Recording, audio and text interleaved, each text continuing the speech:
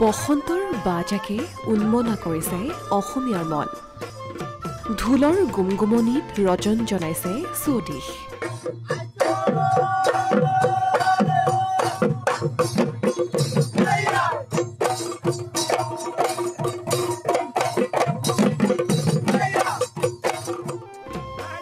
Paper শব্দত মতলীয়া হৈ পৰিছে সকলো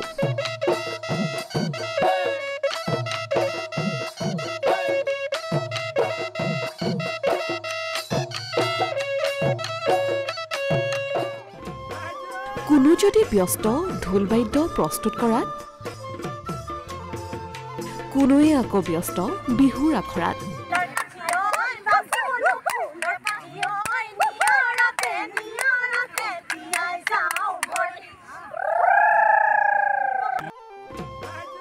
ৰাজ্যৰ প্ৰান্তে প্ৰান্তে চলিছে বিহু নাচ আৰু ঢোল বাদনৰ কৰ্মশালা প্ৰাণৰো প্ৰাণ ৰঙালী বিহুটিক হেঁপাহেৰে আদৰিবলৈ সাজু সকলো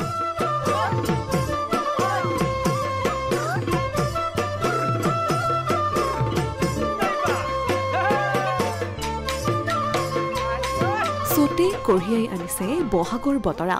গছৰ ডালত কুলিয়ে বিনাই অসমীয়াৰ বাপতি সাহোন বহাগৰ বিহুটিৰ আগমনৰ যেন দিলে বতৰা ৰাজ্যৰ চৌদিশে এতিয়া ৰঙালী বিহুৰ ব্যাপক উৎসাহ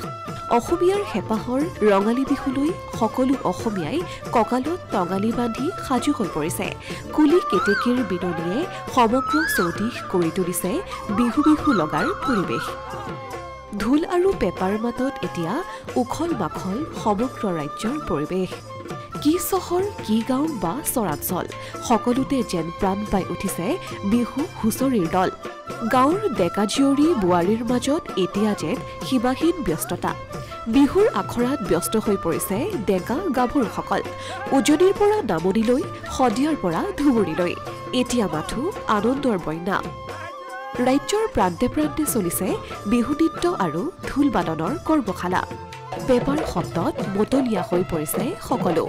জাক জাক নাচনীৰ নাচনত কঁপিছে সেউজীয়া ঘাঁহনি বিহুৰ সাজেৰে কঁকাল ভাঙি নাচিছে নাচনী জাকে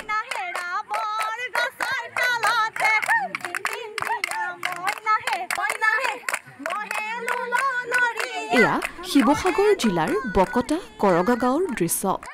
ডেকা গাভৰুৰ সমানে সমানে বিহুৰ আখৰাত ব্যস্ত হৈ পৰিছে বোৱাৰীসকলো ঘৰুৱা কাম সামৰি নিতৌ এইদৰে কৰিছে বিহু নৃত্যৰ আখৰা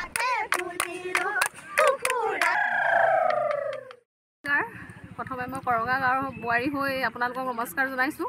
আৰু প্ৰথমে মই যোজনা এটাৰে সৈতে আৰম্ভ কৰিছোঁ ও দেহি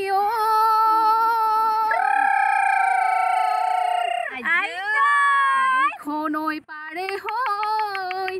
ঢপলিয়াই আহিলো ঐ শুনিলো ঢোল ৰে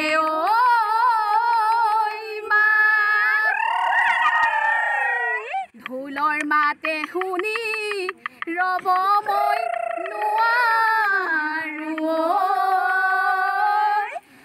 এৰি যাওঁ পেটৰে ভাত আমিও মানে আখৰা কৰিছোঁ আৰু আমি গাঁৱৰ কৰঙা গাঁৱৰে হয় গোটেইকেইগৰাকী বোৱাৰী আগতে আমি বেলেগ বেলেগত গাইছিলোঁ এতিয়া ভাবিলোঁ গাঁৱতে উলিয়াওঁ টিমটো গাঁৱতে জীৱন আকৌ একদম সৰুৰ পৰাই নাচিছিলোঁ সেয়া গাত আৰু বিহু বুলি ক'লে লাগিয়ে থাকে আৰু ৰ'ব নোৱাৰোঁ যে সেইকাৰণে গাঁৱতে আমি উলিয়াইছোঁ ন উদ্যমেৰে কৰঙা গাঁৱৰ হৈ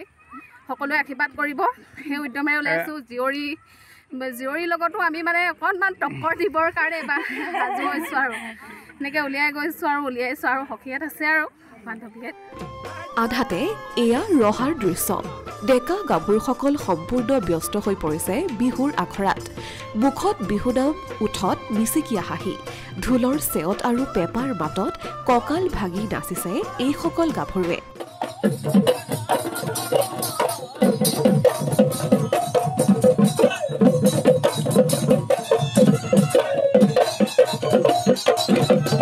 আমি দলটো গঠন কৰা আপোনাৰ হ'ল 4 বছৰ হ'ল 4 বছৰ আগতে মই এই ধনকলীয়া বিহু হুঁচৰি দলটো মই আৰু লগৰ এজন মিলি পিনে আমি ইয়াৰ আৰম্ভণিটো কৰিছিলোঁ তেতিয়াৰ পৰা মানে অনা আমি প্ৰেক্টিচ কৰি আহিছোঁ, বিভিন্ন মঞ্চত প্ৰগ্ৰাম কৰি আহিছোঁ, তেনেকৈ ৰাইজৰ আশীৰ্বাদ বুটলি আহি আহিছোঁ। আৰু সদস্য 25জনৰ পৰা 27জনৰ ভিতৰত থাকে, কেতিয়াবা 2-এজন নাথাকিব পাৰে, 25জন বা 27জনৰ ভিতৰত হৈ যায়গৈ। দৰং কামৰূপ জিলাৰ সীমান্তৱৰ্তী এলেকাৰ এওঁ জিতুল চমুৱা আগন্তুক ৰঙালী বিহুৰ বাবে প্ৰস্তুত কৰি তুলিছে বিহুত ব্যৱহৃত লোকবাদ্যসমূহ। পেঁপা বাঁহীকে ধৰি গগনা টকা আদি ভিন্ন সামগ্ৰী তেওঁ প্ৰস্তুত কৰি উলিয়াইছে। জানিব পৰা মতে তেওঁ নিজেও এগৰাকী বাদ্যশিল্পী।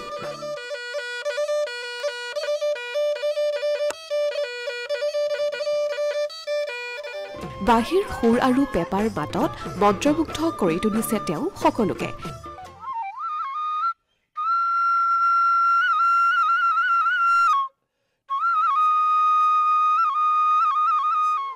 ইফালে ব্যস্ততা বৃদ্ধি পাইছে ঢোল বাদ্য প্ৰস্তুত কৰা ব্যৱসায়িক প্ৰতিষ্ঠানসমূহত। মন পচন্দৰ ঢোলটোৰ নতুন চাউনি লগাই বিহুৱাই প্ৰস্তুতি চলাইছে ৰঙালীৰ।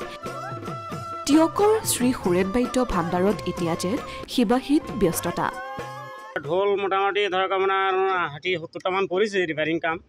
নতুনে পুৰণে মিলাই 60-70টা হ'ল। তাৰপিছত এনে ভালেই চলি আছে। দাম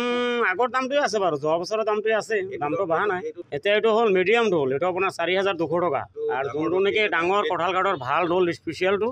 সেইটো 9,000। এনেদৰেই এতিয়া ৰাজ্যৰ ভিন্ন প্ৰান্তত হেঁপাহৰ ৰঙালী বিহুৰ বাবে প্ৰস্তুতি চলাইছে সকলোৱে। Asomiya Pratidin digital desk.